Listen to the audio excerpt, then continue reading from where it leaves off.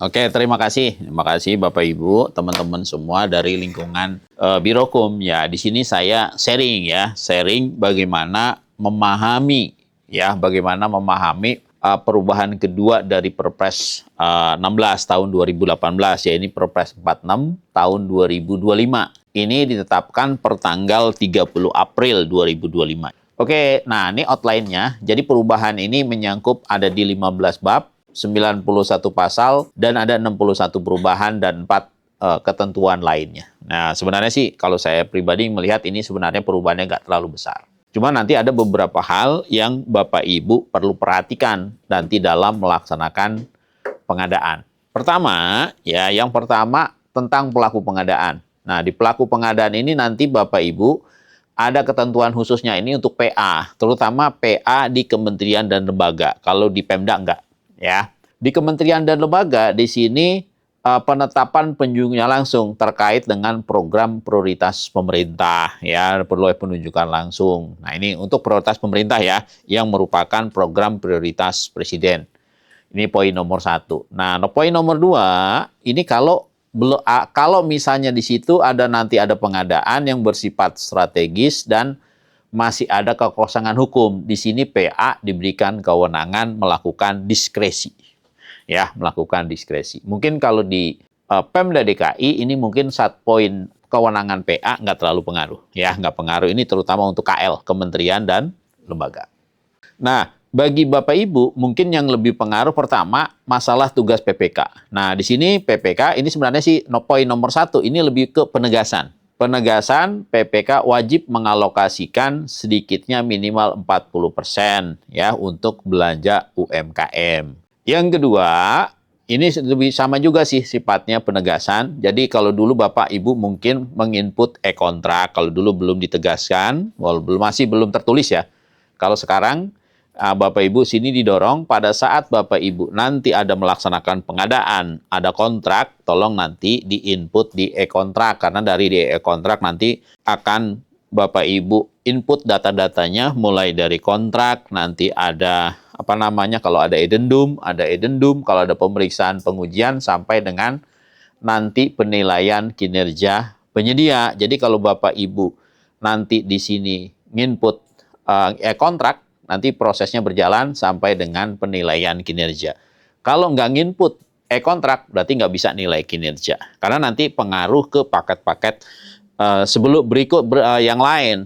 Ya, pengaruh ke paket-paket yang lain. Nanti misalnya Bapak Ibu kan nanti ke depan ada misalnya repeat order. Nah, itu pengaruh tuh penilaian kinerjanya. Apalagi sekarang repeat order diperluas. Ada barang, ada konstruksi, ada konsultan, dan ada jasa lainnya. Makanya di sini diharapkan ya PPK menginput e-kontrak dan mengendalikan kontrak sampai dengan penilaian kinerja penyedia. Setelah kinerjanya dinilai baru dibayar.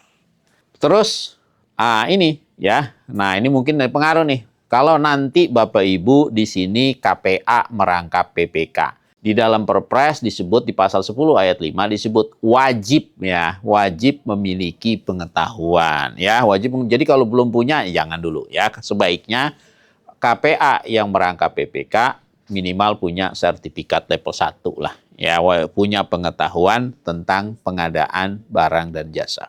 Oke, itu masalah kewajiban sertifikat.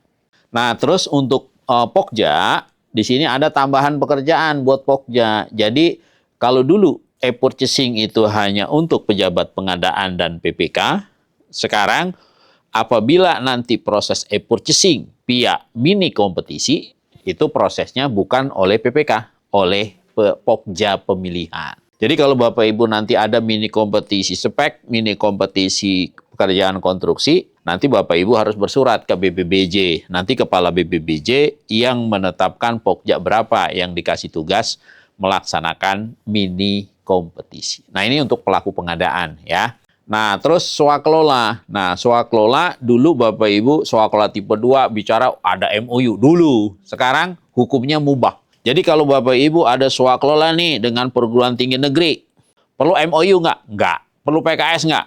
Nggak wajib. Ya, jadi di sini hukumnya tidak wajib. Artinya Bapak Ibu langsung kontrak boleh nggak? Boleh. Ya, kira-kira seperti itu. Jadi nggak perlu ada PKS atau MOU. Dulu kan Bapak harus ada MOU, sekarang nggak perlu.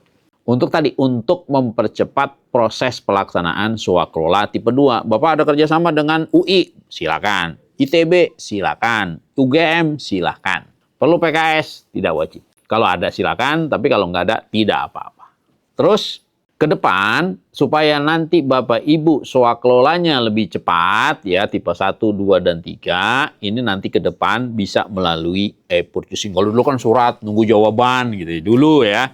Ke depan diharapkan nanti kalau revisi Perlem 3-nya sudah keluar, Perlem 3 tahun 2021 tentang pedoman swaklola sudah keluar, di situ pemilihan swaklolanya nanti boleh bisa melalui ini e-purchasing. Supaya nanti Bapak Ibu nggak perlu bersurat jauh-jauh atau pergi jauh-jauh ke dan seterusnya. Bapak Ibu tinggal ngeklik aja UGM, ngeklik IPB, ngeklik UI, dan seterusnya. Karena nanti lewat swaklola. Jadi universitas nanti didorong produk apa yang dia jual, kajian-kajian apa.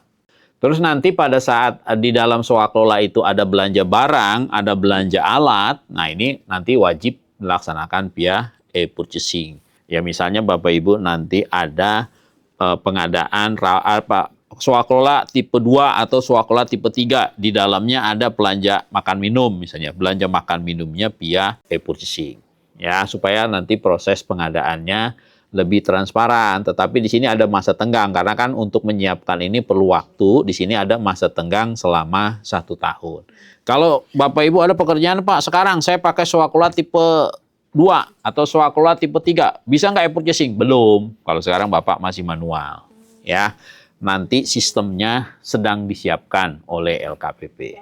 Oke, itu yang swaklola. Ya, perubahannya ya. Arahnya dari tadinya manual berubah jadi digital. Itu ke depan arahnya ke situ. Terus metode pemilihan. Ini yang banyak berubah ya. Jadi sekarang e-purchasing ini hukumnya wajib. Kalau dulu sunnah, sekarang wajib. Jadi kalau barangnya ada di katalog, Bapak Ibu wajib beli katalog. Kalau nggak ada, baru metode lainnya. Yang kedua, konsultan. Dulu Bapak Ibu konsultan harus melalui seleksi. Ternyata konsultan ini kalau melalui seleksi, prosesnya lama. Perlu waktu minimal 1,5 bulan. Nah, sekarang ke depan, kalau Bapak Ibu perlu konsultan perencanaan, konsultan pengawasan, konsultan MK, atau konsultan kajian, ke depan Bapak Ibu tinggal ngeklik katalog. Jadi kalau dulu kemarin belum ada, nah ini yang signifikan. Kemarin belum ada, ke depan konsultan via e-purchasing. Supaya tadi memotong ya bahasanya, memotong yang tadinya 45 hari, dipotong menjadi sehari atau 2 hari udah selesai.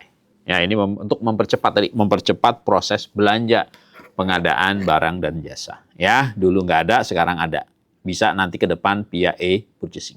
Yang ketiga, ya masalah pengadaan langsung dinaikin. Kalau dulu Bapak PL bicara barang konstruksi jasanya 200. Itu dulu. Sekarang dipisah. PL barang dan jasa lainnya 200. PL untuk pekerjaan konstruksi 400 juta. Dinaikin jadi batasan PL pekerjaan konstruksi 400 juta. Terus untuk penunjukan langsung, pertama untuk prioritas program pemerintah. Nah, atas arahan Presiden, ini boleh ditunjuk langsung. Terus konferensi mendadak yang dihadiri oleh Presiden dan Wakil Presiden. Nah, ini mungkin akan berpengaruh kepada Bapak Ibu. Repeat order itu diperluas, tidak hanya untuk pekerjaan konsultan. Sekarang repeat order diperluas. Ada pekerjaan, ada untuk barang, ada konstruksi, ada untuk jasa lainnya. Jadi kalau nanti misalnya Pemda DKI tahun kemarin bangun puskesmas, tahun ini bangun lagi. Nah, ternyata si penyedia ini kinerjanya bagus. Kagak perlu tender. Boleh nunjuk langsung ke penyedia yang kinerjanya bagus. Nah, prosesnya repeat order. Misalnya nanti pekerjaannya konstruksi. Bisa juga untuk jasa lainnya. Misalnya Bapak Ibu tahun kemarin ada jasa IO bagus gitu kan. Kinerjanya bagus. Tahun ini mau ada pekerjaan yang sama. Ini bisa repeat order. Ini supaya nanti bahasanya gini, berlarinya lebih cepat. Ya, karena nggak perlu lagi tender lagi dan sebelumnya itu makan waktu lama ya. Ini yang nanti mungkin berpengaruh. Terus kalau ada konsultan konstruksi lanjutan, ya konsultan konstruksi lanjutan ini bisa ditunjuk langsung. Ya misalnya nanti Bapak Ibu ada pekerjaan konsultan perencanaan, kemarin. Tahun ini ada pekerjaan lanjutan, perlu konsultan perencana lagi. Nah, ini nggak perlu ditender. Boleh tunjuk langsung. Yang terakhir, ini dalam rangka mempercepat proses pengadaan. Ya, penunjukan langsung. Kalau dulu pra-kualifikasi. Kalau sekarang pasca kualifikasi. Ya, karena pra itu perlu waktu minimal tuh udah 2 mingguan itu proses pra. Sekarang dari pra diubah menjadi pasca kualifikasi. Nah, ini yang berpengaruh dari sisi metode pemilihan. Berikutnya HPS yang berpengaruh apa? Kalau dulu Bapak Ibu dengar e-purchasing nggak perlu HPS. Kalau sekarang e-purchasing di atas 100, Bapak Ibu harus bikin HPS. Iya, jadi nanti Bapak Ibu lihat harga-harga pasarnya berapa sih wajarnya HP. Misalnya Bapak Ibu beli laptop, harga ditayang di katalog 20 juta. Tolong nanti Ibu survei pasar, harga pasar non-katalog berapa? Harganya 15 juta. Jadi pada saat Bapak Ibu nego, pegangannya adalah HPS. Ya, ingat di atas 100 juta wajib ada HPS. Nah, berikutnya ini tindak lanjut arahan Presiden. Mungkin kalau ini lebih terkait dengan program-programnya Pak Presiden, ya. Mungkin dalam sidang kabinet ini ada suatu kebijakan yang memang harus segera direalisasikan, prosesnya bisa penunjukan langsung. Nah, ini untuk toko daring, nanti Bapak Ibu tolong perhatikan. E-purchasing itu kan ada 2, katalog dan toko daring. Ya, Bapak Ibu boleh menggunakan non-e-purchasing, artinya tidak melalui e-purchasing. Dengan syarat apa? Mungkin barang yang dibutuhkan speknya nggak ada di katalog.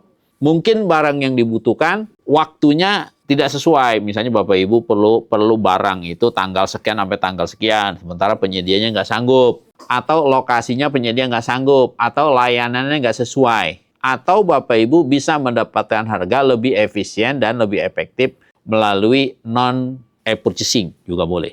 Nah, terakhir juga nanti untuk katalog ke depan nanti bisa juga digunakan untuk pelaku usaha, ya usaha mikro, usaha kecil, kementerian, lembaga, dan daerah.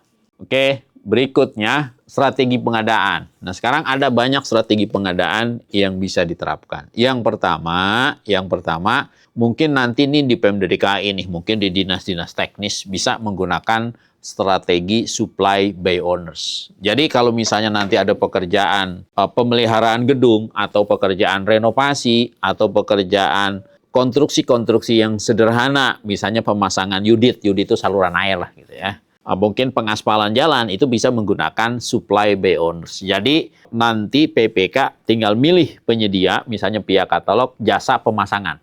Jasa pemasangan UDIT per meter persegi berapa rupiah. Nanti bahan-bahan materialnya dibelikan lewat e-katalog. Ini dikenal dengan strategi supply by owners. Kedepan nanti bisa jadi akan seperti ini banyak. Ya, nanti pemilihan jasa pemasangannya via katalog, bahan dan materialnya via e-katalog. Dan nanti barang-barang sejenis ini bisa dikonsolidasikan. Ini banyak nih dilakukan oleh Pemda DKI itu di Dinas Kesehatan, banyak melakukan konsolidasi BMHP, konsolidasi alat kesehatan, dan seterusnya. Nah, kalau performance based kontrak ini biasanya untuk pekerjaan-pekerjaan yang kompleks ya. Kalau modifikasi putar kunci juga sama, ini biasanya untuk pekerjaan kompleks. Kalau dulu putar kunci itu selesai dulu semua baru dibayar, kalau sekarang bisa per segmen-segmen. Ya, mungkin bagian 1 dari mana sampai kemana, bagian kedua dari mana ke mana, selesai bisa dibayar.